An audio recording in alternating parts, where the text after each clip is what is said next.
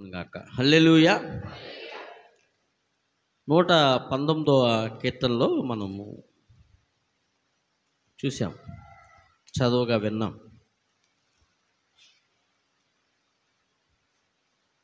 89వ వచనంలో చూస్తే, యెహోవా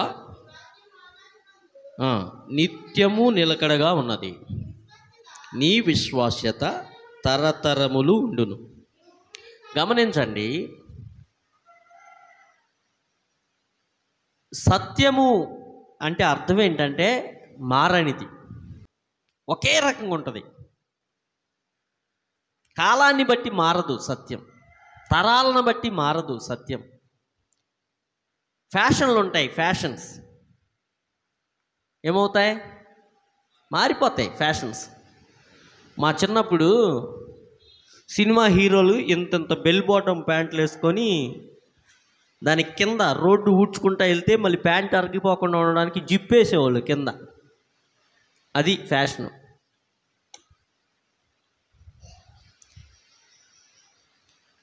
ఇప్పుడు స్కిన్ టైట్. అంటే ఫ్యాషన్స్ మారిపోతూ ఉంటాయి, అలాగే అలవాట్లు కూడా మారుతాయి. లైఫ్ స్టైల్ పెరిగే కొద్దీ అలవాట్లు కూడా మార్చుకోవాలి. చిన్నప్పుడు ఉన్న అలవాట్లు పెద్ద అయిన తర్వాత కూడా ఇదే కొనసాగుతానంటే కుదరదు. కానీ మారనిది ఏమిటి అని అంటే సత్యం, ట్రూత్.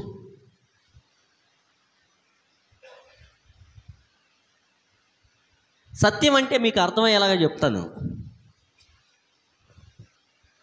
కొంతమంది ఏమని చెప్తారంటే, వినడానికి కూడా చాలా రమ్యంగా బాగుంటుంది. ఇది అర్థసత్యం ఎప్పుడు కూడా వినడానికి బాగుంటుంది. అర్థసత్యం, అర్థసత్యం అంటే ఏంటో చెప్పగలరా? సాతాను వచ్చి అవ్వకు చెప్పింది అర్థసత్యం, మీరు చావనే చావరు. పైగా మీరేమైపోతారు తెలుసా? దేవదూతల వంటి వారు అయిపోతారు. దానిలో సగమే సత్యం ఉంది, సగం అబద్ధం ఉంది. అర్థసత్యం ఏంటి? చావలేదు వాళ్ళు.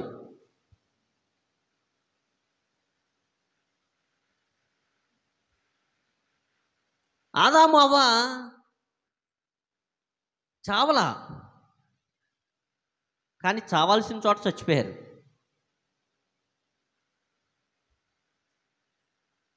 మనకు కూడా ఈ అబద్ధాలు ఎలా ఉంటాయంటే, బతుకున్నట్టుగానే ఉంటాం మనం. దేవునికి దూరం అవ్వలేదు మనం, ఏం పర్లేదు, మనం ఇంట్లో ప్రార్థన చేసుకుంటున్నాగా, లోపల దేవుడు ఉన్నాడుగా. ఇటువంటి మాటలతో మనల్ని సాతాను మోసపుచ్చుతూ ఉంటాడు.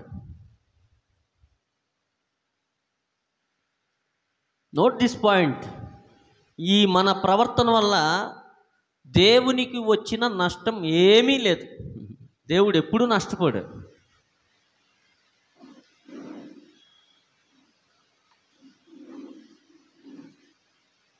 సత్యం, సత్యానికి నిర్వచనం, సత్యం అనగా ఏమి?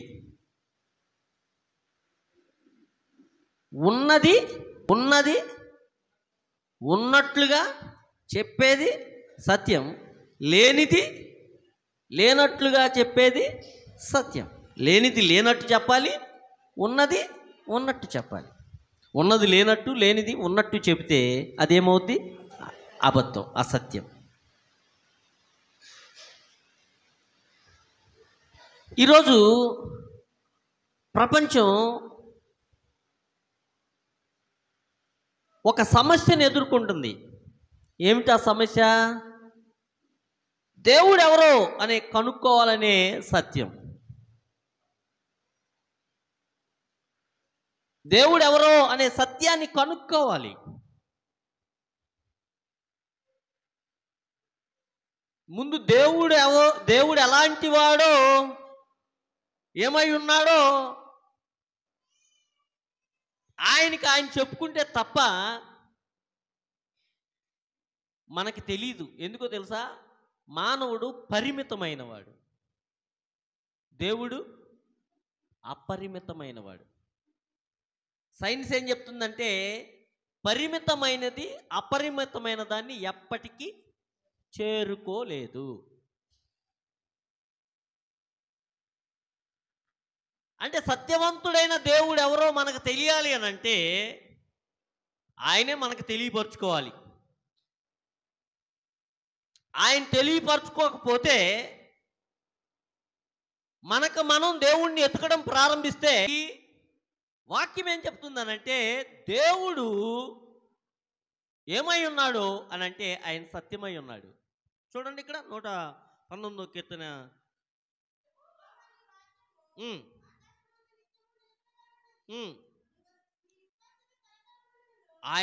ఆయన నీతి కానీ ఆయన సత్యం కానీ ఆయన విశ్వాస్యత కానీ మారదు. మార్పు లేనివాడు ఆయన. ఆయన సత్యవంతుడు, యుగాలలో మారడు, ఆయన ఎప్పుడు మారడు. ఆయన మారని దేవుడు, ఆయన మారని దేవుడు. 96వ వచనం చదవండి. సకల సంపూర్ణతకు పరిమిత కలదని నేను గ్రహించి ఉన్నాను, నీ ధర్మోపదేశము అపరిమితమైనది. దేవుని యొక్క ఉపదేశమట ఎల్లలు లేనిది, అపరిమితమైంది.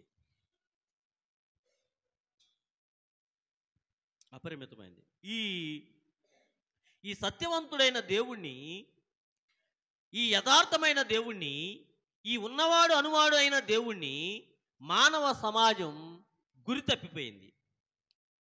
గురి తప్పిపోవడమే పాపం. పాపానికి అర్థం ఏంటంటే మిస్సింగ్ ద టార్గెట్. గురి తప్పిపోవడం, మిస్సింగ్ ద టార్గెట్. చెప్పండి అందరూ. పాపం అంటే అర్థం ఏంటంటే టార్గెట్ మిస్ అయ్యాం. అంటే ఎందుకొరకు బ్రతకాలో అనే టార్గెట్ మిస్ అయిపోయాం మనం. అదే పాపం. పాపం అంటే మనం చేసే తప్పుడు పనులు బట్టి పాపం అవలా.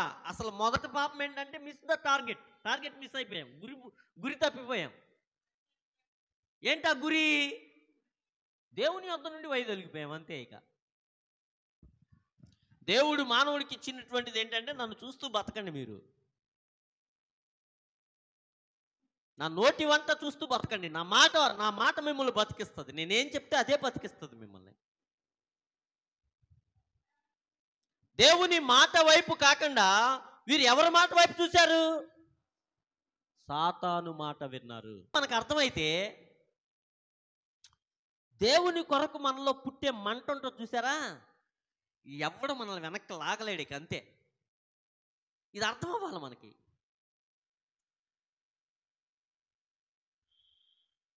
సాతాను వచ్చి దేవుని యొద్ద నుండి మన మనస్సును దొంగిలించడమే వాడి పని. దేవుని మీద మనకు ఉండాల్సిన తృష్ణను, దేవుని పట్ల మనకు ఉండాల్సిన ఆశను, దేవుని పట్ల మనకు ఉండాల్సిన వైఖరిని వాడిని మార్చివేయడమే సాతాను యొక్క పని. సాతాను మనకు తలనొప్పి పెట్టడమో, కడుపు నొప్పి పెట్టడమో, లేదా ఇంకేదో నష్టం కలుగు చేసే పనుల మీద వాడి నిమగ్నం అవడం. సాతాను వాడి స్ట్రాటజీ ఏంటంటే దేవుని పట్ల మనకు ఉండవలసిన దుగ్ధ నుండి, దేవుని పట్ల మనకు ఉండవలసిన తృష్ణ నుండి, దేవుని పట్ల మనకు ఉండవలసిన కోరిక నుండి, దేవుని పట్ల మనకు ఉండవలసిన ఇష్టం నుండి వాడిని దూరం చేయడమే సాతాను పని. వాడు సఫలమవుతున్నాడా లేదా? పూర్తిగా సఫలమవుతున్నాడు.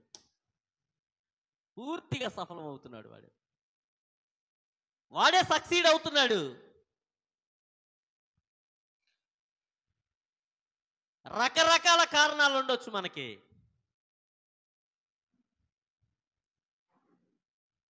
ఆ కారణాలన్నిటి వెనక దేవుని పట్ల మనకు తగ్గిపోయే ఆ ప్రేమకు కారణం ఏంటంటే ఈ సత్యం నుండి వాడు ఇంకొక అసత్యం వైపు మనం లాగుతున్నాడు. మీకు అర్థమవుతుందని నేను అనుకుంటున్నా. ఎంతమందికి అర్థమవుతుంది? చేయెత్తి చూపించండి. నీకు అర్థం కావట్లేదు కదమ్మా. మళ్ళీ చెప్తా, అర్థమయ్యేదాకా చెప్పాలని నా ఉద్దేశం. ఎందుకనంటే చాలా మంచి టాపిక్ ఇవాళ. సత్యవంతుడైన క్రీస్తునందు. ఈయన మీద మన గురి చాలా అల్పంగా ఉంది. ఈయన యందు విశ్వాసం చాలా కొంచెం కూడా లేదు అసలు.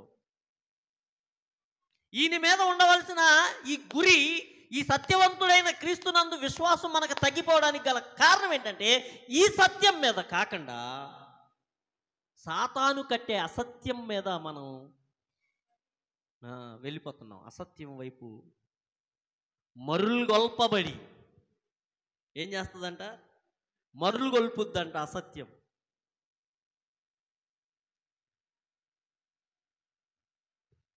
నిర్గమకాండం 34వ అధ్యాయం మొదటి నుండి చదివాం.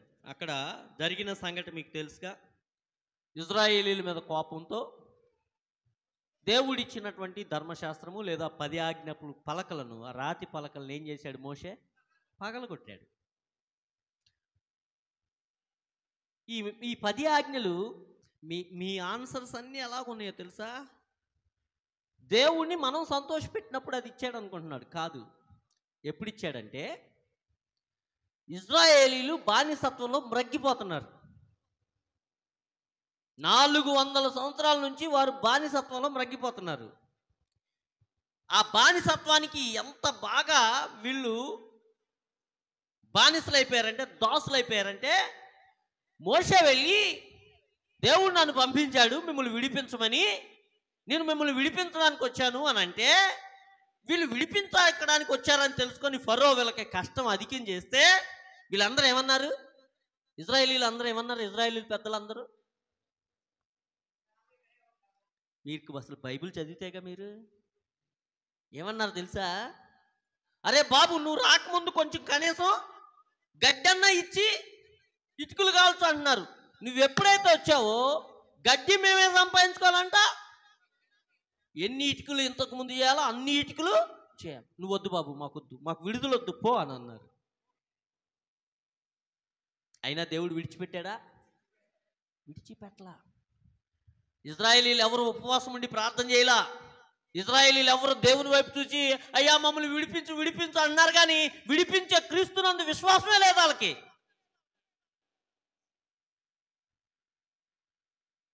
వాళ్ళు ఎన్నిసార్లు తిరగబడ్డా, వాళ్ళు ఎన్నిసార్లు దేవుని మాటకి లోబడకపోయినా ప్రభు ఏం చేశాడంటే వాళ్ళందరినీ తీసుకొచ్చి విమోచించాడు. ఆ బానిసత్వం నుండి బయటికి తీసుకొచ్చేసాడు. చప్పట్లు కొట్టి దేవుని మాట.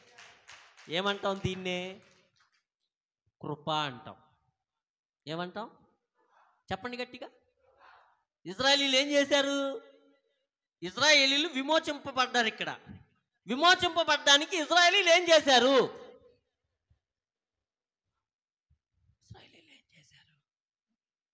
చెప్పండి మరి గట్టిగా, అందరూ చెప్పండి గట్టిగా చెప్పండి. ఏమి చేయాల? ఇజ్రాయేలీలు విమోచన కొరకు వాళ్ళు ఏం చేశారు? నోరు తెచ్చి చెప్పండి అమ్మా, ఇది అర్థం అవ్వాలి మనకి. విమోచింపబడిన తర్వాత ధర్మశాస్త్రం ఇచ్చారు వీళ్ళకి. అరే మీరు విమోచింపబడిన జనాంగం, ప్రత్యేకపరచబడిన జనాంగం. మోషేకి బాగా అర్థమైంది సత్యం.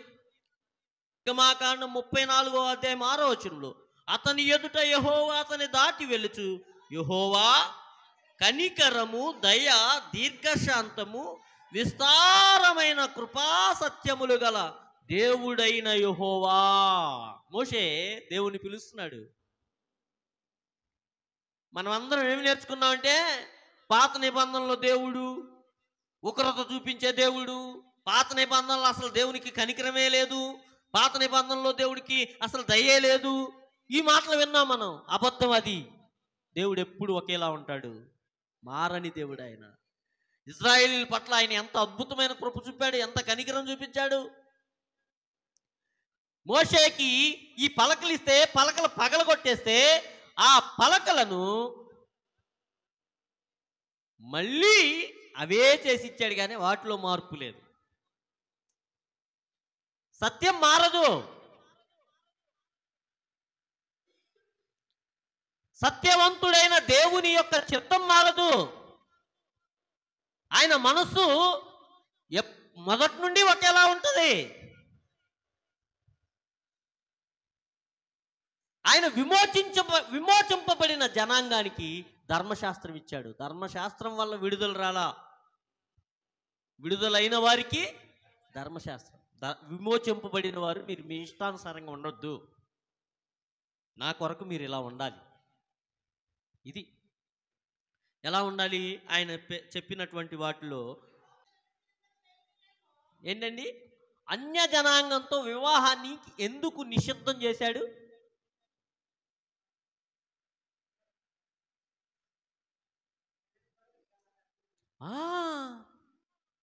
ఒకవేళ మీ సంబంధాల్లో మీ వియ్యపురాలు, మీ వియ్యంకుడు, మీ ఇంటికి వచ్చిన కోడలు, మీ ఇంటికి వచ్చిన అల్లుడు, మేము మీ దేవుణ్ణి సేవిస్తున్నాగా, మీరు మా దేవతని మా దేవుణ్ణి మీరు సేవించరా అని మనల్ని మొహమాట పెడితే, ఆ మొహమాటానికి మీరు తొలగిపోయి ఒకవేళ దండం పెట్టేస్తారేమో. అందుకనే మీరేం చేయకూడదు, అన్య జనులను వివాహము అంటరాని వాళ్ళు కాదు, వాళ్ళు అందరూ ఒకటే. కానీ దేవుడు ఒక పరిశుద్ధ జనాంగానికి దేవుడు ఎలాంటి వాడో, దేవుని పట్ల మన వైఖరి ఎలా ఉండాలో, దేవుణ్ణి దేవుడిగా ఎలా పూజించాలో నేర్చుకోవడానికి మనం అన్ని విషయాల్లో జాగ్రత్త పడాలి. సత్యవంతమైన మాట అండి ఆయన చెప్పేది సత్యవంతమైన మాట. దానిలోనే మన ఆశీర్వాదం ఉంది, దానిలోనే మనకు జీవం ఉంది, దానిలోనే మన భవిష్యత్తు ఉంది, దానిలోనే దాచబడి ఉంది. కాబట్టి అది ఎంత కఠినమైనా, మనం జీవించడానికి ఎంత కఠినమైనా దాన్ని హత్తుకుంటే మన జీవితాలు ఎంత సౌందర్యంగా ఉంటాయో. నేను రాత్రి ఒక నలుగుకి ప్రార్థన చేయడానికి వెళ్ళా. దేనికి? నలుగేయడం ఏం తప్పు కాదు. నలుగేయడం అంటే అర్థం ఏంటంటే, పసుపు రాయాలి ఒంటికి. ఎవరొంటికి? పెళ్లి కొడుకు ఒంటికి. ఎందుకు రాయాలి? పెద్దలు పెట్టిన ఈ ఆచారం మంచిది. ఎందుకు రాయాలి పసుపు? మరియం గారు చెప్పండి. చాలా కాలం వేసి ఉంటావుగా పసుపు.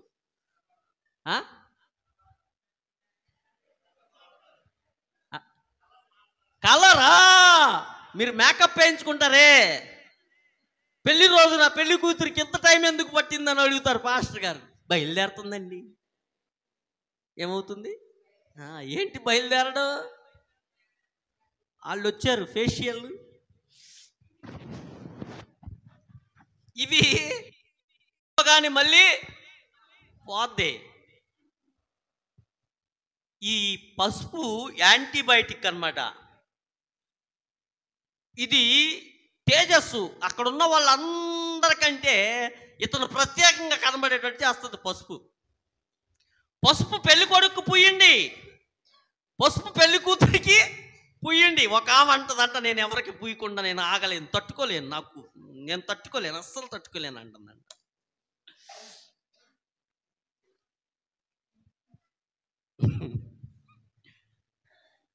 నేనేం చెప్పడానికి ప్రారంభించానంటే, ఆ పెళ్లి కొడుక్కి బియ్యంలో పసుపు పూసి, అవేంటి? ఎన్ని రోజుల నుంచి వింటున్నాం వాక్యం? అది మంచిది కాదు, ఇది సత్యం కాదు, దీన్ని మనం ఆశ్రయించకూడదు అనే ఈ వాక్యాన్ని మనం ఎన్ని రోజుల నుంచి వింటున్నాం?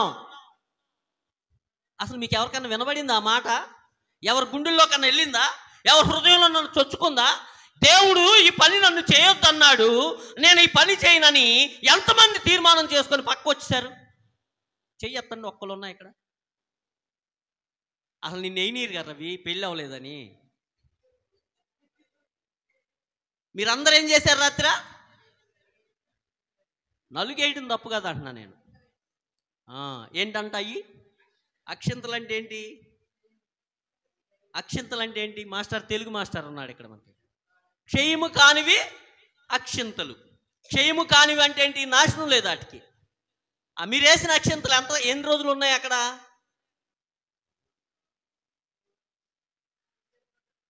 అక్కడ పడితేనేమో చీమలు తినేస్తాయి. ఒకవేళ పెళ్లి కొడుకు ఇది వండి పెడితే మంచిదని పాయసం చేసి పెడితేనేమో రేపొద్దున స్మాష్. ఏమైంది ఈ అక్షింతలు? అక్షింతలు అంటే అర్థం ఏంటి? దేవుని పేరట మనం చేసే ప్రార్థనలే అక్షింతలు.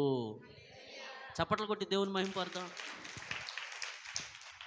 అక్క, నేను అక్షింతలు వేయను కానీ ప్రార్థన చేస్తా అని చిన్న ప్రార్థన చేసామనుకో, అసలు దేవుడు ఎంత మహిమపరచబడతాడు.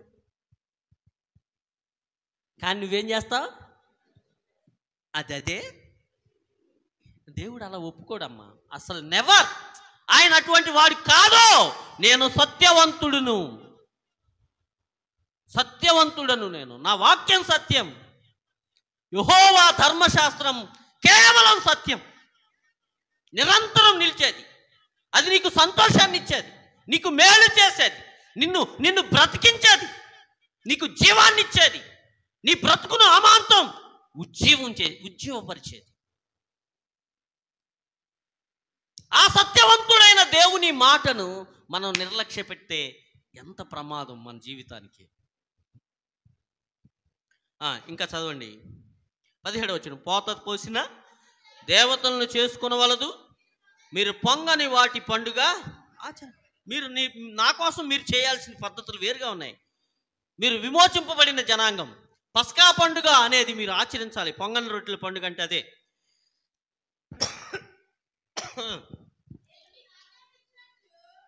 19వ వచనం చూడండి. ప్రతి తొలిచూలు పిల్లయు నాది, నీ పశువులలో తొలిచూలుదైన ప్రతి మగది, దూడయే గాని గొర్రె పిల్లయే గాని అది నా దగును. ఏంటి?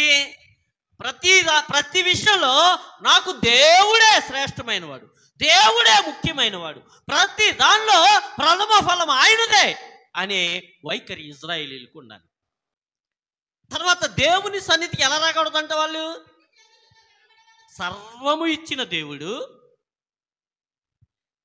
40 సంవత్సరాలు వారిని ఆకాశము నుండి మన్నాను కురిపించి పోషించిన దేవుడు, వారి ప్రతి అవసరత ప్రతి అక్కర తీర్చిన దేవుడు, ఆయనకి ఏదో తక్కువైనట్టు ప్రతి వాడు మందిరానికి వచ్చేటప్పుడు చేతుల్లో ఏదో ఒకటి పట్టుకొని రావాలని, ఒట్టి చేతులతో రాకూడదు అని ఆజ్ఞాపిస్తున్నాడు. ఎందుకు?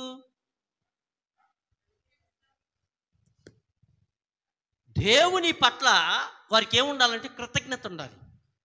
ఈ వారం అంతా మేము పోషింపబడ్డామంటే, ఆరోగ్యంతో ఉన్నామంటే, జీవంతో ఉన్నామనంటే, ఇంకా అన్నిటికీ మించి మేము విమోచింపబడిన జనాంగంగా, ప్రత్యేకింపబడిన జనాంగంగా, జీవము కలిగిన దేవుని పిల్లలుగా అంటు కట్టబడి ఉన్నాము. కాబట్టి మేమేం చేయాలంటే మా దేవునికి హృదయాంతరంగాల నుండి కూడినటువంటి కృతజ్ఞతాపూర్వకమైన సంగతితో, చేతులతో, ఒట్టి చేతులతో రాకూడదు. ప్రథమ ఫలముల పండుగను అనగా వారముల పండుగను, సంవత్సరాంతమంతు పంట కూర్చు పండుగను పండగ ఏమై ఉండాలి? పండగ ఏమై ఉండాలండి? మా దేవుడు ఇది పండగ ఉద్దేశం. ఇప్పుడు పండగలు ఎట్టాయా? మా బాంబులు, మా భోజనాలు. మా బాంబులు మా భోజనాలు ఏంటి? ఏం కనపరుస్తాయి? ఈ ఊర్లో ఉన్న వాళ్ళందరికంటే వాళ్ళు బాగా చేస్తారా అనిపించుకోవడానికి. ఎవరితో? మనుషులతో. పండగ అంటే అదేగా మీకు. మొన్న పాస్టర్ గారు సండే స్కూల్ టీచర్ ట్రైనింగ్ రోజున, మన పాస్టర్ గారే, ఆయన ఏం చెప్తున్నాడు తెలుసా? మీటింగులు అంటే లైటింగ్లు, సౌండ్ సిస్టాలు, స్టేజీలు, అలంకరణలు అనుకొని వచ్చా, తీరా చూస్తే చర్చిలో పెట్టారు. మనకు కూడా మీటింగ్లు అంటే ఏంటి? అసలు కొయ్యరోళ్ళు కూడా పాపం అదే స్టేజీ మీద లైటింగ్ల మధ్య అయితే ఆ డ్రెస్సులు కట్టుకొని ఎంత హడావుడి చేసేవాళ్ళు. నేను కావాలనే నిశ్శబ్దంగా ఉన్నా. అసలు చర్చిలోనేగా అందుకని మనము పండుగ అంటే అర్థం ఏంటంటే దేవుడు దేవుడు దేవుడు, మన హృదయం నిండా దేవుడు దేవుడు దేవుడు దేవుడు. అది మన గుండె చప్పుడు ఏమవ్వాలంటే దేవుడు దేవుడు దేవుడు దేవుడు దేవుడు, దేవుని కొరకు మనం కనపడకూడదు. మేము మా చర్చి ఆడం. అసలు ఇప్పుడు మీటింగ్లన్నీ ఏంటో తెలుసా? ఒకటి పాస్టర్ గారి ప్రచారం, 2 చర్చి ప్రచారం. మీటింగ్లు అంటే మీరు ఎక్కడ మీటింగ్లన్నా చూడండి, అక్కడ దేవుని మహిమ ఉంటుందా అని అంటే నో ఛాన్స్. పేరుకే దేవుడు దేవుడు దేవుడు దేవుడు అని పేరుకే. ఇక్కడ పండుగ ఎందుకు ఆచరించాలంటే నా దేవుడు ఇది చేశాడు, నా దేవుడు ఇలాంటి వాడు, నా దేవుడు నన్ను పోషిస్తున్నాడు, నా దేవుడు నన్ను విడిపించాడు, నా దేవుడు నాకు జీవాన్ని ఇచ్చాడు అని కృతజ్ఞత నిండిన భావంతో నువ్వు పండుగ యొక్క ఉద్దేశం ఇది. రైట్. ఇక్కడ మనం చూస్తే నిర్గమాకాండంలో ఆయన సత్యము మారలేదు, ఆది కాండంలో మారలేదు. ఆయన సత్యం ఏదైతే ఉందో ఆ సత్యం ఇప్పుడు ఇజ్రాయేలీలకు ఆయన ఏం చేశాడంటే, మీరు దేవుని దూరం అయిపోయారా, నేనేం చేశానంటే నేనే విమోచించి మిమ్మల్ని ప్రత్యేక జనాంగంగా పెట్టి ఒక దేశం ఇచ్చి ఆ దేశానికి ఒక బౌండరీస్ పెట్టి మీకోసం నేను ధర్మశాస్త్రాన్ని ఇచ్చాను, దీన్ని మీరు ఆచరించి జీవించాలి. ఇజ్రాయేలీలు ధర్మశాస్త్రాన్ని అనుసరించడంలో ఏమయ్యారు? విఫలమయ్యారు, తప్పిపోయారు. ఇప్పుడు నూతన నిబంధనలోకి వస్తే ఆయన వైఖరి మారలా, కానీ ఇంకా ఆయన ప్రేమ పెరిగింది మన పట్ల. యోహాను సువార్త 17వ అధ్యాయంలోకి వస్తే 14వ వచనం చదవండి. వారికి నీ వాక్యం ఇచ్చి ఉన్నాను, నేను లోక సంబంధిని కానట్టు వారును లోక సంబంధులు కాదు. యేసు ప్రభు చూడండి, సేమ్ సిచ్యువేషన్ రిపీట్. అయితే అది ఇజ్రాయేలీల వరకే. ఇప్పుడు యేసు ప్రభు చేసిన ఈ కార్యం భూమి మీద ఉన్న ప్రతి జనాంగానికి. యేసు ప్రభు ఏం చేశాడంటే ఈ ప్రార్థన ఎప్పుడు చేస్తున్నాడంటే ఆయన కొన్ని దినముల తర్వాత సిలువ మీద బహు ఘోరమైన మరణం పొందబోతున్నాడు, బహు భయంకరమైన ఘోర మరణం పొందబోతున్నాడు. దానికి ముందు చేసిన ప్రార్థన ఈ ప్రార్థన ఏమంటున్నాడంటే, నేను వారికి నీ వాక్యం ఇచ్చి ఉన్నాను, నీ వాక్యం ఇచ్చి ఉన్నాను. వాక్యం ఏమవుదు? వాక్యం ఏమవుదు? వాక్యం ఏమవుదు? మారదు. పాత నిబంధనలో ఏ వాక్యమో అదే వాక్యం. వారికి నేను నీ వాక్యం ఇచ్చి ఉన్నాను. నూతన నిబంధనలో చెప్పిన విషయాలన్నీ పాత నిబంధన కొనసాగింపు. నూతన నిబంధన అంటే దాని అర్థం ఏంటంటే మీకు చెప్తా. యేసు ప్రభు ఏమంటున్నాడంటే తండ్రి అయిన దేవుని దగ్గరికి వెళ్ళి ప్రార్థన చేస్తున్నాడు. తండ్రి అయిన దేవుని దగ్గరికి వెళ్ళి ప్రార్థన చేయడం అని అంటే ఈయనేదో తక్కువవాడు తండ్రి ఎక్కువవాడు అని అనుకోవద్దు. ఇక్కడ చూడండి, మొదట్లోనే చెప్తున్నాడు. 2వ వచనం చదవండి, 17వ అధ్యాయం. నీ కుమారుడు నిన్ను మహిమపరచునట్లు నీ కుమారుని, అంటే యేసు ప్రభు ఇక్కడ చేస్తున్న ప్రార్థన ఇంగ్లీష్లో ఎలా ఉంటుందంటే, ఇంగ్లీష్లో ఎలా రాయబడి ఉందనంటే, నిన్ను నేను మహిమపరుస్తున్నాను, నీ కుమారుని మహిమపరచు. ఎప్పటిలాగా అంటే కుమారుడు తండ్రిని మహిమపరుస్తాడు, తండ్రి కుమారుని మహిమపరుస్తాడు. స్థాయి ఒకటే, ఎక్కువ తక్కువ అనే దానికి ఛాన్సే లేదు. ఈయన ఒక ప్రత్యేకమైన టాస్క్, ఒక పనితో వచ్చాడు, విమోచన. మోషే ఇజ్రాయేలీలను విమోచించడానికి దేవుని దూతగా ఎలాగ వెళ్ళాడో, ఇప్పుడు ప్రజలందరినీ విమోచించడానికి యేసుక్రీస్తు ప్రజల పక్షాన దేవుని పక్షాన దూతగా వచ్చాడు. అందుకే ఈయనకి రాయబారి అని పేరు. ఇప్పుడు ఈయన ప్రార్థన చేస్తున్నాడు. ఏమని ప్రార్థన చేస్తున్నాడు? వారికి నీ వాక్యం ఇచ్చి ఉన్నాను, నేను లోక సంబంధిని కానట్టు వారు లోక సంబంధులు కాదు. చూడండి, ఇక్కడ ప్రత్యేకమైన డిస్టింక్షన్ పెడుతున్నాడు. యేసునందు విశ్వాసం ఉంచిన వారికి, విశ్వాసం ఉంచని వారికి. ఏంటి ఆ డిస్టింక్షన్? నేను లోక సంబంధిని కాను, నేను ఎలాగ ఉన్నానో లోక సంబంధిని కానట్టుగా వారు కూడా ఎలా ఉండాలి? కాకూడదు. యేసు ప్రభు తండ్రి అయిన దేవుని ఎదుట ప్రార్థన చేస్తున్నాడు. నేను లోక సంబంధిని కానట్టు వారును లోక సంబంధులు కాకూడదు. ఆగండి, సత్యం అంటే ఏంటి? ఇప్పుడు లోకం అసత్యంలో మ్రగ్గిపోతుందండి. లోకంలో ఉన్న నమ్మకాలు మూఢనమ్మకాలు, అవి సత్యమైనవి కావు. అవి వారికి మేలు చేసేవి కావు. లోకంలో ఉన్న నమ్మకాలు. లోకం అనే మాటకి ఇక్కడ అర్థం ఏంటంటే దేవుణ్ణి ఎరుగని జనాంగం, యేసుని విశ్వాసం ఉంచని జనాంగం. వారి విశ్వాసాలు వేరుగా ఉంటాయి, లోకపు విశ్వాసాలు వేరుగా ఉంటాయి. అందుకే యేసు ప్రభు ఎంత సీరియస్గా ఈ విషయం గురించి మాట్లాడుతున్నాడు చూడండి. నీవు లోకములో నుండి వారిని తీసుకుపోమ్మని నేను ప్రార్థించుటలేదు. చెప్పండి అందరూ ఆ మాట. ఈ మాటకు అర్థం ఏంటి?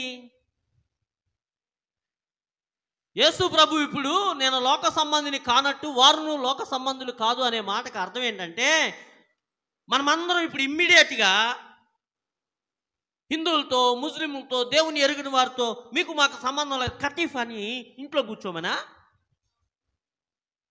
ఇక్కడ ప్రత్యేకంగా మళ్ళీ చెప్తున్నాడు, నేను వారిని లోకములో నుండి తీసుకోపోమ్మని వారిని నేను ప్రార్థించుటలేదు. ఎక్కడ ఉండాలట మనం? దేవుడు ఎరుగని జనముల మధ్య మనం నివాసం ఉండాలి. దేవునికి స్తోత్రం. దేవుని ఎరుగని జనాంగం మధ్య మనం నివాసం ఉంటూ మన దేవుణ్ణి మనం ఎత్తి చూపాలి. అంతే. అందుకే ఆయన లోకమునకు మీరు వెలుగు, లోకమునకు మీరు ఉప్పు. లోకము మధ్య నుండి నేను వారిని తీసుకొని పొమ్మని వారిని నేను ప్రార్థిస్తాను. లోకపు జనముల మధ్య మనం ఏముండాలి? నివాసం. కానీ మనం ఎలా ఉండాలట? ప్రత్యేకింపబడిన వారంగా ఉండాలి. ఇప్పుడు చెప్పండి, గుండెల మీద చేసుకొని యేసు క్రీస్తునందు విశ్వాసం ఉంచని వారి మధ్యకు నువ్వు వెళ్ళినప్పుడు నిన్ను ప్రత్యేకంగా, నీలో ఉన్న ప్రత్యేకతను వారు గమనిస్తున్నారా? ఇక్కడ మనం నేర్చుకోవాల్సింది ఏంటంటే,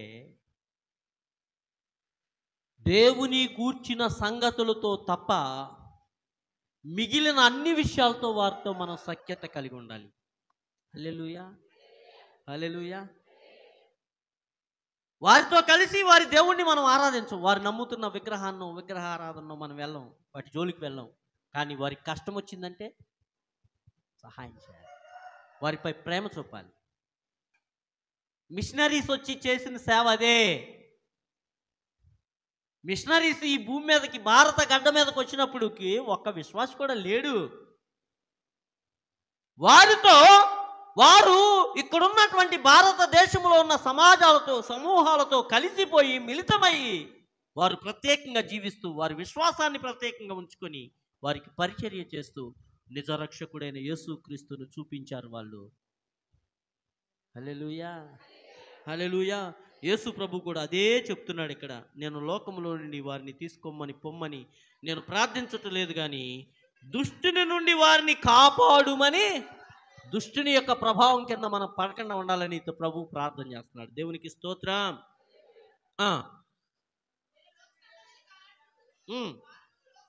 కారు మనల్ని ప్రభు విడిపించేశాడు లోకము నుండి, లోక పద్ధతుల నుండి, లోక అధికారం నుండి. ఎక్కడ విడిపించాడు మనల్ని? సిలువలో విమోచించాడు. విమోచించి వారు సత్యమందు ప్రతిష్ఠ చేయబడినట్లు మనల్ని ప్రతిష్ఠిస్తున్నాడు ప్రభు. దేనిలో? సత్యములో. ఏంటా సత్యం? సత్యం అంటే ఏంటి? వాక్యమే, వాక్యమే, వాక్యమే సత్యం. నీ వాక్య సారాంశము సత్యం.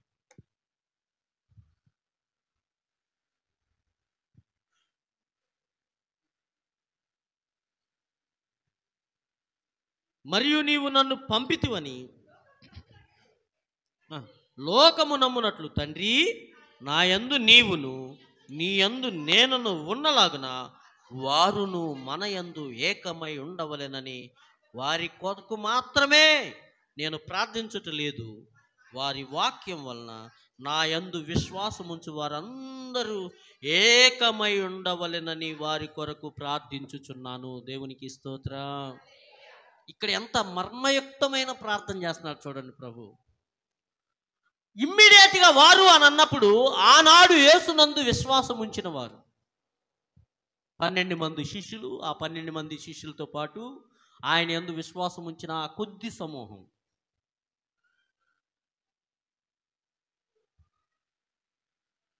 వారు వెళ్ళి వాక్యం చెప్తారట, శిష్యులు వెళ్ళి వాక్యం చెప్తారు. ఆ వాక్యం విని నమ్మిన వారందరూ, అంటే మన కొరకు కూడా యేసయ్య ఆనాడు ప్రార్థన చేశాడు.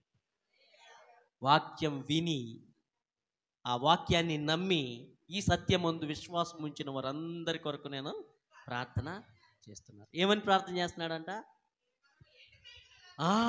నీవు నేను ఎలాగూ ఏకమై ఉన్నాము, వారును ఏకమై ఉండవలెనని. చెప్పండి చెప్పండి, మనము ఏమై ఉండాలట? చెప్పండి గట్టిగా, పక్కన వాళ్ళతో చెప్పండి. ఏంటి ఏకమై ఉండడం అంటే?